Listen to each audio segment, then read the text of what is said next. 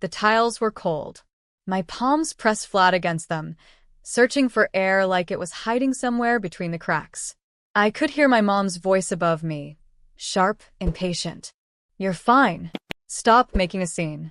Her words didn't reach me the way she thought they did. They were muffled, like she was yelling through water. I tried to respond, but my chest wouldn't open.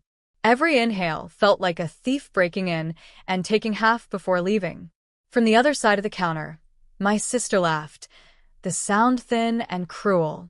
"She's being dramatic again," she said. "She's always like this when she wants attention." Attention? I wanted air.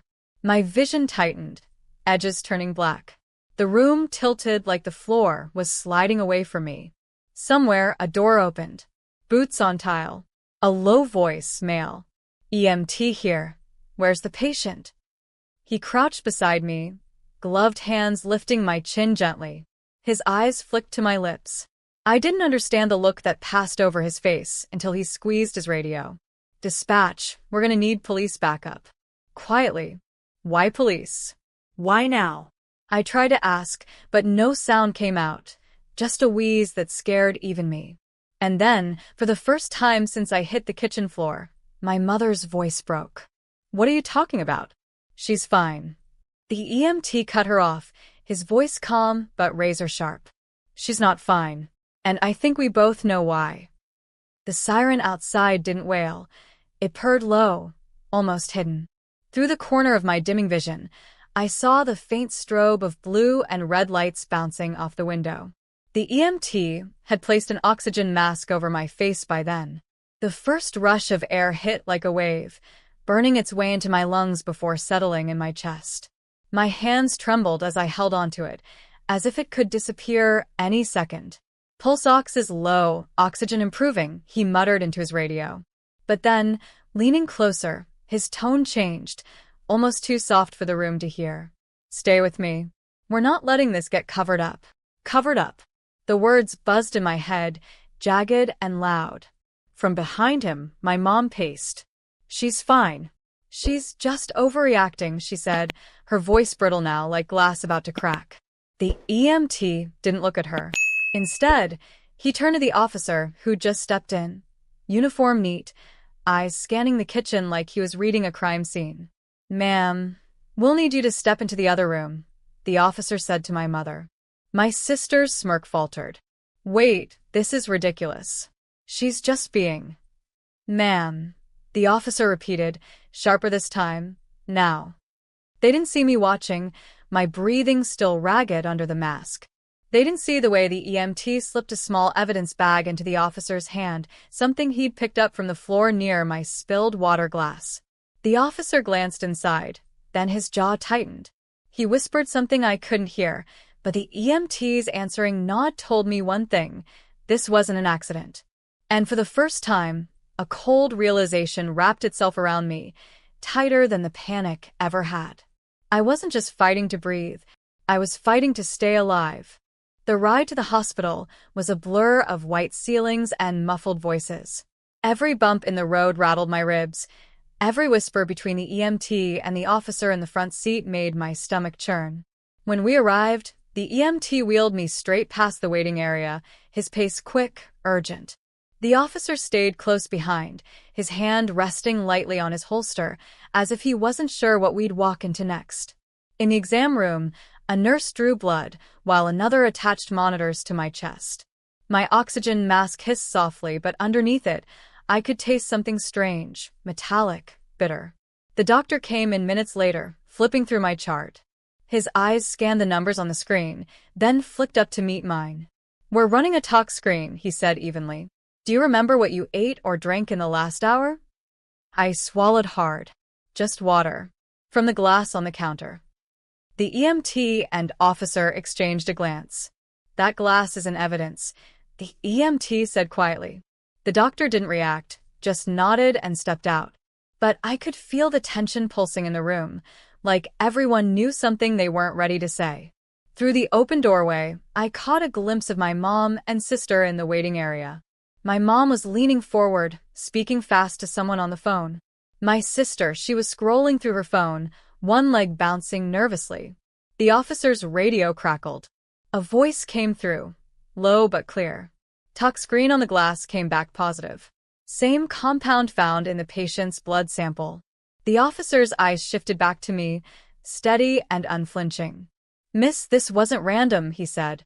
And just like that, the kitchen, the gasps, the laughter, it all snapped into place.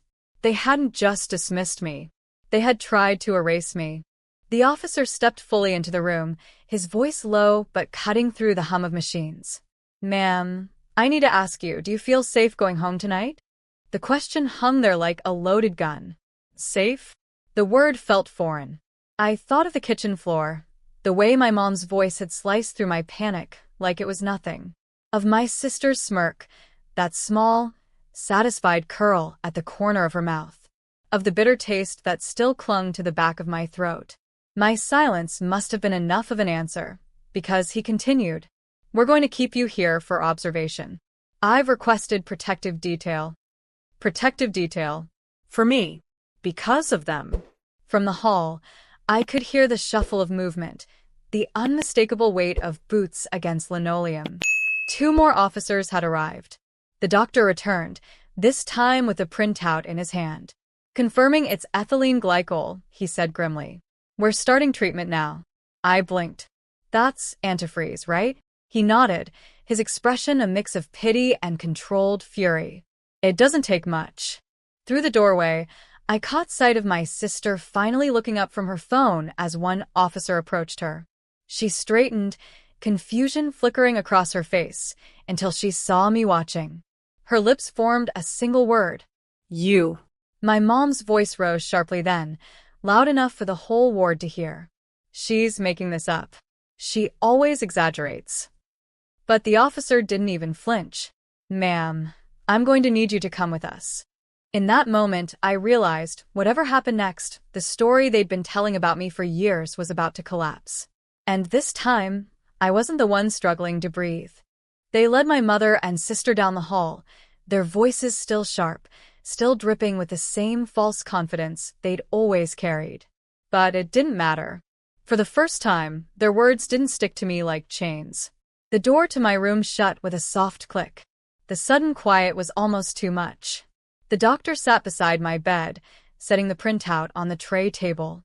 "Do you know how this could have gotten into your system?" I stared at the paper, at the ugly lines of numbers I couldn't fully understand. "I drank tea," I said slowly. "At the kitchen table. My mom made it." He nodded once, writing something down. "I'm obligated to tell you. This was deliberate." Deliberate. The words sank in deep. The officer from earlier returned, his expression gentler now. "They'll be questioned separately," he said. "We've secured your home. You won't be going back there tonight." I closed my eyes for a moment, the image of my little box of belongings flashing in my mind, the things I'd have to collect eventually. But there was no grief in the thought, only release. When I opened them again, I saw someone standing just outside the glass panel of my room. A man in a dark coat, his hair dusted with gray. My uncle. Mom's older brother. The one person in our family who'd ever told me to keep a bag packed, just in case. When they let him in, he didn't say hello. He just put a set of car keys on the table. "You're not going back," he said quietly. "I'll make sure of it." For the first time all day, I felt my shoulders lower. I didn't know what tomorrow would bring, but tonight, I wouldn't be alone.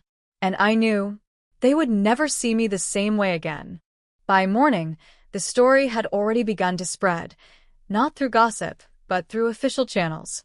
A detective came by with a folder, laying it open so I could see the photographs they'd taken from the kitchen. The tea mug, the container on the counter, the residue inside the sink drain. It was surreal, staring at evidence that had nearly stopped my heart. "They aren't admitting to anything," he said, his tone calm but weighted. "But the lab results are solid. It's going to move forward whether they cooperate or not." I sat there, clutching the thin hospital blanket, feeling the lines of my life rearrange themselves. The family I'd spent years defending gone. The home I thought I had gone. My uncle walked in just as the detective left. He was carrying a bag, heavy with the sound of zippers and metal. "Everything you need to get started," he said simply. When I opened it, I saw clothes, a prepaid phone, and a neatly folded sheet of paper. It was a lease agreement. Signed. Paid in full for 6 months. "You don't have to thank me," he said. "Just promise me you won't go back there." That promise felt like the only thing I could keep. Later, when I stood at the hospital's glass doors with my bag over my shoulder, the air felt different. Lighter, colder, but clean. My uncle's car was waiting at the curb. But across the street, 2 familiar figures stood behind the yellow police tape that now wrapped around my childhood home. My mother's arms were crossed.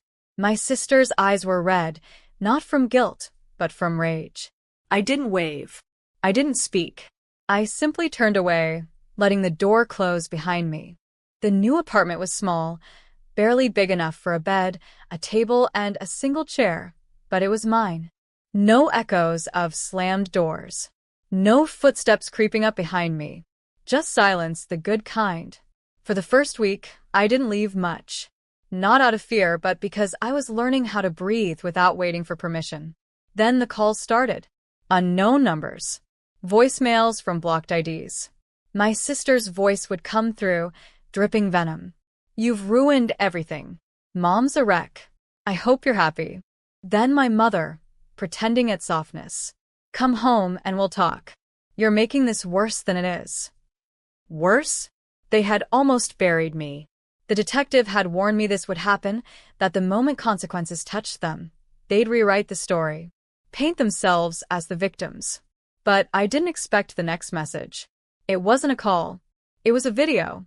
The screen lit up with footage of my old bedroom. Every drawer pulled out. Every wall stripped bare. My books, my photographs, my clothes gone. And then, my sister's face appeared on screen. "Consider this your final wake-up call," she sneered, before shutting the camera off. I should have felt rage. But instead, I smiled.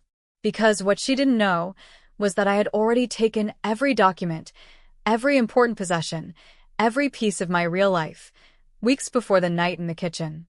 Everything she destroyed, replaceable. And tomorrow, she was going to learn just how replaceable her comfort was too. Morning broke with a soft gold light through my blinds, a new kind of dawn. The kind where I wasn't bracing for footsteps or shouts. The kind where I got to choose what came next. I had been patient. Too patient. When the police investigation concluded, charges were filed. Not just for assault, but for something far uglier. The tests had revealed deliberate poisoning, traces of a substance no one could accidentally sprinkle into food. The evidence was irrefutable. My mother's fingerprints on the container. My sister's text to a friend bragging about finally teaching her a lesson. Court day came fast. I walked in quietly, dressed in navy, my hair pinned back, calm, collected. They shuffled in from the other side, both pale, both glancing at the reporters gathered in the back. The judge read the charges. Gasps filled the room when the medical report was entered into evidence. The EMT who had saved me took the stand. And when the prosecutor asked if my life had been in danger, he didn't hesitate. Yes. Minutes away. The verdict came before lunch. Guilty. Sentencing deferred, but strict no-contact orders issued immediately. Outside, cameras flashed, voices shouted questions. I didn't answer a single one. I simply walked past, my heels clicking on the courthouse steps, my breath steady for the first time in years. Later that night, I made one call, not to gloat, not to argue, just to leave a single sentence on my sister's voicemail. Turns out, I was fine after all. And for the first time, they had no words. Sometimes the people we expect to protect us are the ones who hurt us the most, and that betrayal cuts deeper than any wound a stranger could cause. This story shows how cruelty can hide behind the mask of family, disguised as jokes or lessons, until the truth rips that mask away. The mother and sister in this story didn't just ignore suffering, they mocked it, dismissed it, and turned it into entertainment.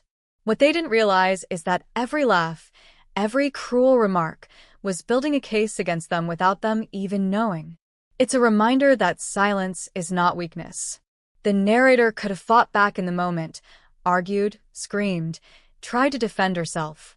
But she chose to observe, gather the truth, and let the facts speak for themselves. When the EMT quietly called for backup, when the tests came back, and when the fingerprints and messages were exposed in court, justice arrived without the need for shouting matches or public scenes. That's a powerful lesson. Sometimes the loudest form of strength is the quiet confidence that the truth will surface. It also teaches us about paying attention to the small signs. Many people would brush off dizziness, shortness of breath, or even a strange taste in food, telling themselves not to make a fuss. But ignoring those instincts can be dangerous. Listening to your body and trusting that something is wrong could save your life, just as it did here. This story forces us to ask hard questions. Why do some families treat kindness as weakness? Why does jealousy or resentment fester in people who are supposed to love us? And most importantly, how much are we willing to tolerate before we finally say, enough? The narrator didn't just survive, she reclaimed her life. She walked out of court free, breathing fully, no longer trapped in a home that minimized her existence. The final call to her sister wasn't revenge in the traditional sense. It was closure, a single, calm reminder that they had lost all power over her. If you've ever been dismissed, mocked, or gaslighted when you were at your lowest, remember this. You don't owe explanations to those who choose not to see your pain. Protect yourself. Document everything. And when the time comes, let the truth do the talking. Justice doesn't always roar. Sometimes, it arrives in complete, devastating silence.